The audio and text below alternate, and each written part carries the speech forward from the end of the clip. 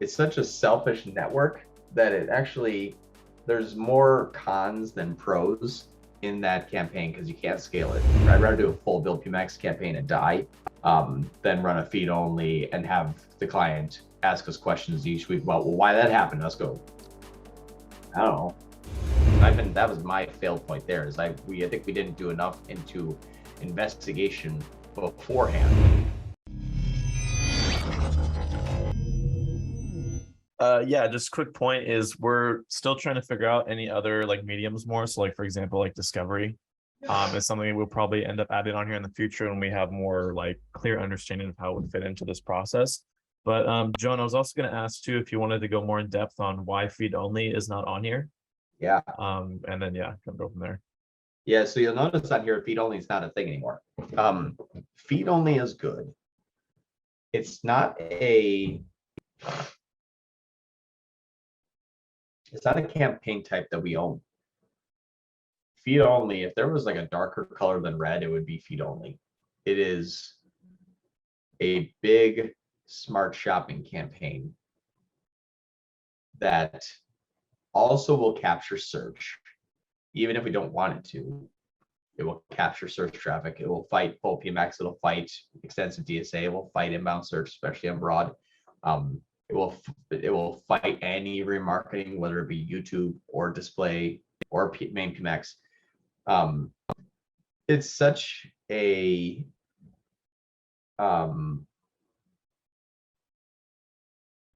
selfish network that it actually, there's more cons than pros in that campaign because you can't scale it.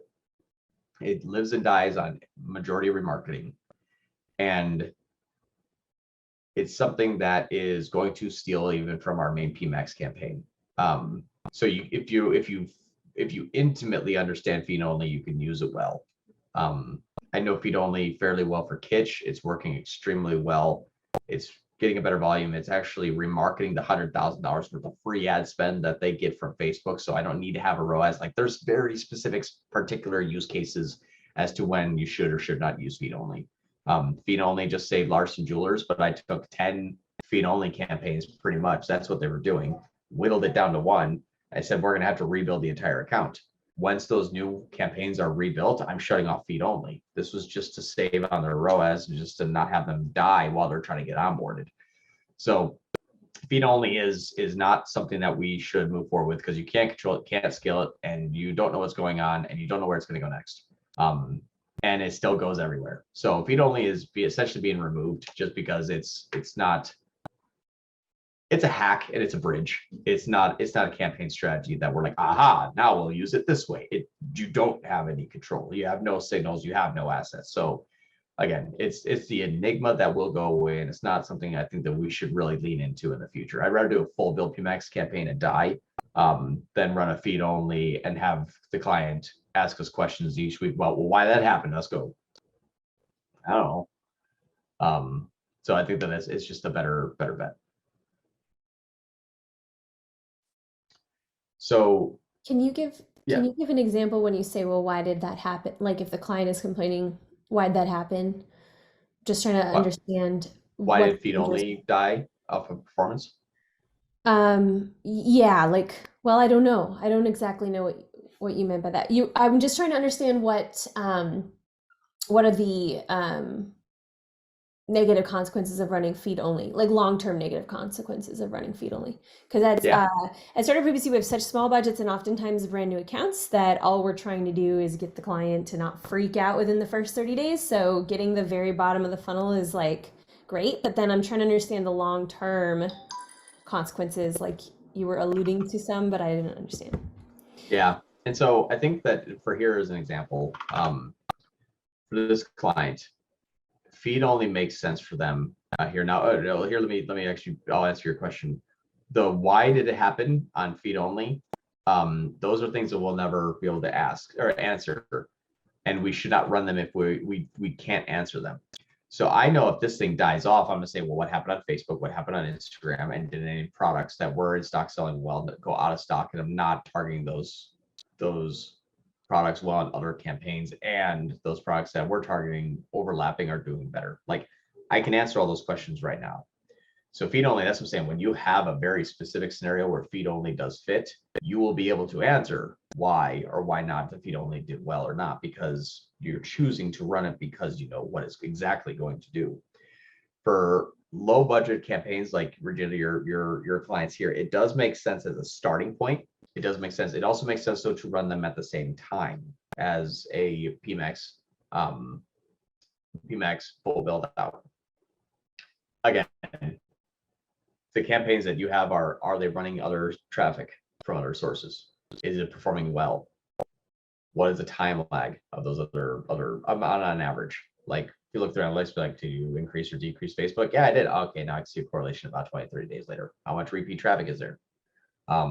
If the people buy 1.2 times versus 3 times, feed only will live and die by that. So there's a lot of use cases as to why you should or should not run that campaign type. I'm running this also because I started negating brand out of all the other Performance Max campaigns, and this feed only was doing a good job at capturing the branded traffic that I'm spawning from my other campaigns, and B, capturing remarketing dynamically of other traffic from Facebook. So that's why I see that there's a lot of conversions here. There's 90 on the brand, another 20 on the brand, and 23. And they start to kind of dwindle down after that, and then you'll see kind of pop up more often. There's etc. So this campaign will do some cold traffic for sure. It will do some warm traffic for sure. And it will suck all of the remarketing and even compete with all these other campaigns. But what this allows me to do is keep a baseline of knowing that I'm going to always spend like 4K in the last 2 days. And I know I'm going to make 3,200 and I'm going to keep an 83% ROAS. And I'm fine there. Why? Because this is dynamic remarketing $100,000 worth of free traffic from Facebook, and they don't care what the ROAS is here. It's not their money. So again, very, very, very specific use case. Now, over the course of longer term, since it's heavy remarketing, I'll have 137 ROAS. So I can spend 91K to make 124K, and I know I need to have above 1.47, and I'm at 200% of the account. Fine. All this did was just tack on an additional $124,000 and keep me above a 2.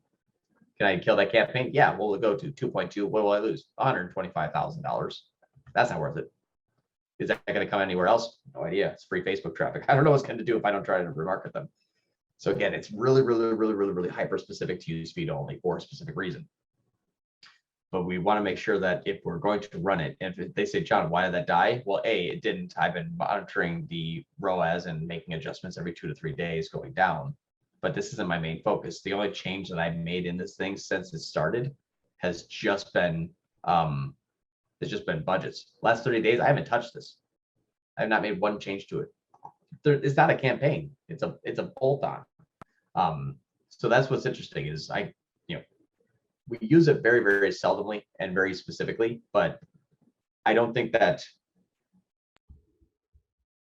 should be our main reasons. Sorry, follow-up Yeah. question. For Yeah. all of the accounts, I'm sure at Solutions 8, where there's a lot of shopping only campaigns and we want to try to transition away from it. What do you think about the idea of adding an asset group only campaign for a while and then kind of doing a switch where you turn off the shopping only campaign and add the feed so that you don't have 2 sets of feeds running at the same time? Like, do you think that idea might, I don't know. It's hard to tell what would happen, I guess.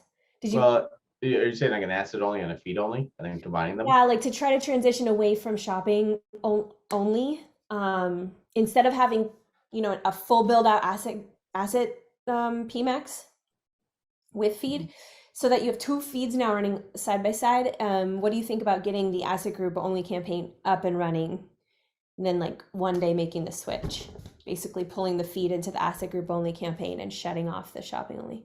The things I would have to see, I'd have to know if that would work well or not, is there brand search in the non-feed asset only campaign? Okay. If there is, what attribution model are we looking at for the account? Okay. If it's data driven, does the model comparison tool show slightly more favorable first clicks to feed only and last clicks to asset group only, or is it vice versa? That'll tell me if you're getting shopping and then brand, or if you're getting getting inbound DSA dynamic marketing. That's a possible scenario. One could feed the other very, very easily, and vice versa, or even switch back and forth. Can you say that last sentence again? Yep. So asset group versus feed only. If you look at the model comparison tool inside of Google Ads, if you see that there is more first click coming into one campaign and more last click coming into the other campaign, it could mean that the feed only is gaining a shopping click, and the asset group only is getting a branded conversion after they have that shopping click. Oh. If it's flipped, it means that you have people coming in from DSA or Discovery or YouTube that's getting dynamically remarketed by feed only. So one can feed the other in both scenarios. So yes, it will work, or no, it won't work. It's just depending. Yeah, hard to know how to transition away, but it's probably going to be a very common scenario, especially for all of the starter PPC clients who are adopted by Solutions 8, or you should say graduated to Solutions. You're like a foster parent. Kate, you said something about standard shopping also works. What? Yeah, I was just mentioning that, like, just another use case of it would be sort of like what you're doing for, where it's, you can't remarket via like other, mediums. So you have to kind of throw it into PMax for it to remarket. And then also, whenever you target an audience on shopping, it tends to be a lot more expensive and it doesn't expand out of that audience. So that could be good or bad, but it doesn't function the same exact way as like a feed only PMax if it were just shopping as well too. Now say that now the audience is in shopping. Say that again. It's So when you go into the settings on standard shopping and you have an audience that you're targeting, you can't turn on optimized targeting on that, but on PMax it's default. Right. So like, let's say you're targeting like, pet lovers or whatever, and then it will stay within that audience. It won't expand out of that audience, whereas PMax feed only will expand out of that audience. Yeah. And what I found with that is that CPCs are higher on targeted audiences than not. So yeah, that's actually what my test with is. I just been doing nothing but excluding their converters, but I can't exclude them. I can only bring it down negative 90% bid adjustments, which is I'm bidding 50 cents minus 90%. I'm not going to get those converters. And if I did, and it's a 5-cent conversion, I don't really care. That cost of acquiring existing customers fine. Sorry to interrupt, but Caden, did you say audiences inside of feed only? Feed only doesn't have audiences. This is not a glitch.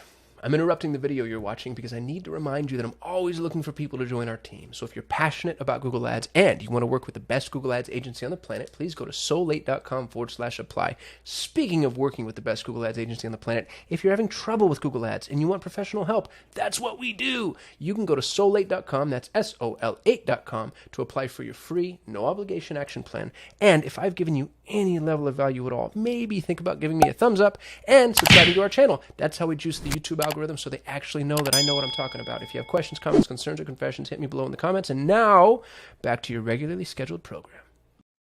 Well, I'm saying audiences, like how PMax works is it expands outside of the audience. So like one thing that we'll like test out will run like, brand search keywords as like an audience signal inside of feed only, and that'll expand outside of just people that are typing in the brand search keywords. It'll type in and build a lookalike audience from that.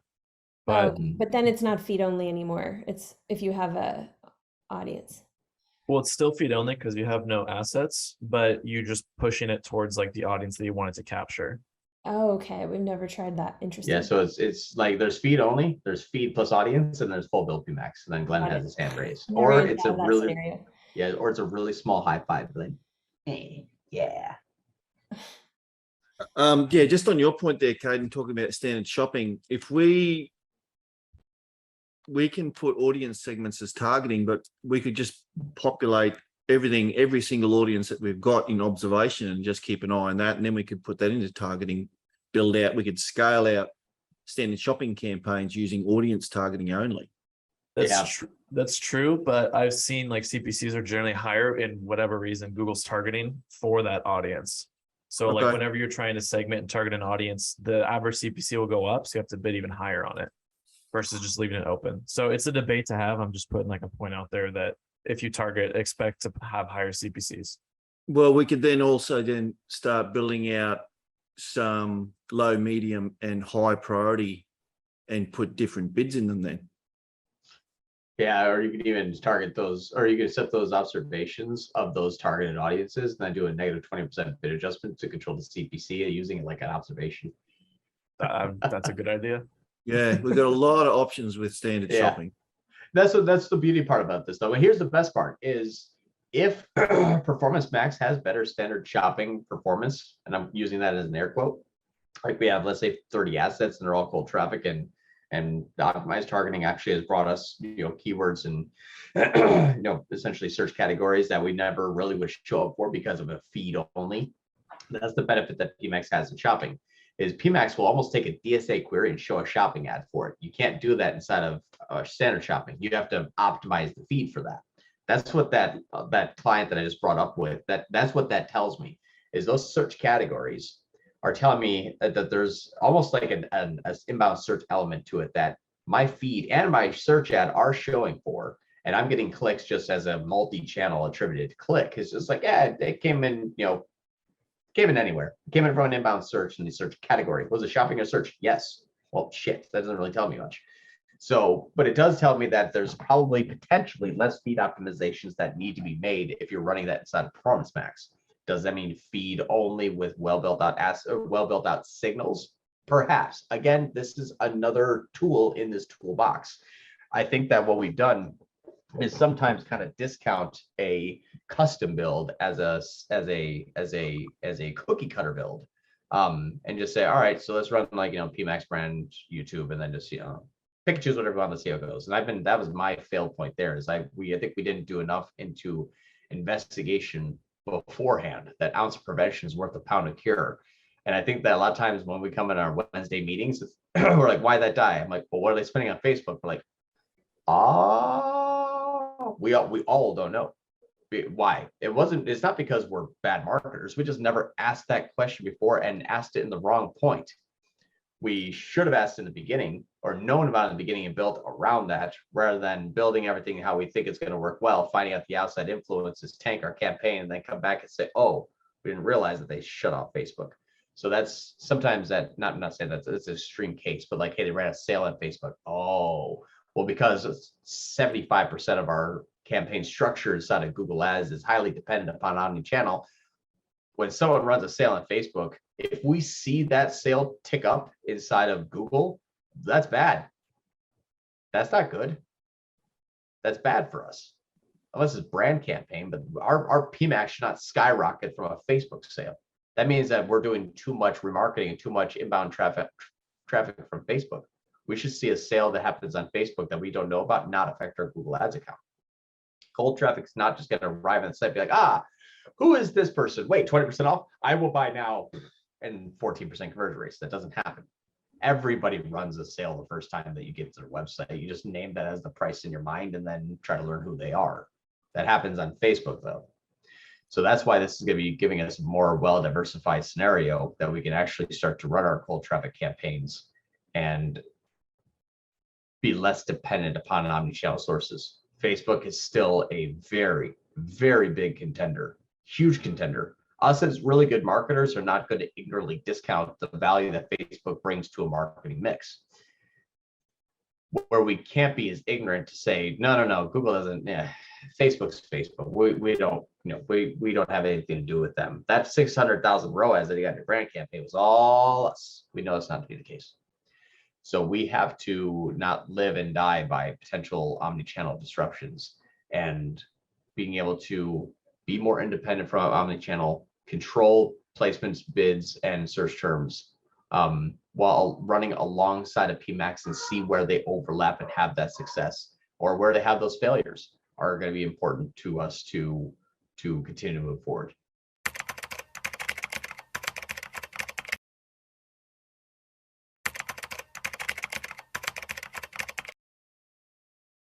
Hello everybody, it's the Strategists team. I have Omkar with me and I have Usama, and today we're going to talk about the PMax Feed Only strategies. Like, it's next best thing to what we have. We used to have smart shopping, and we are kind of used to doing the smart shopping strategies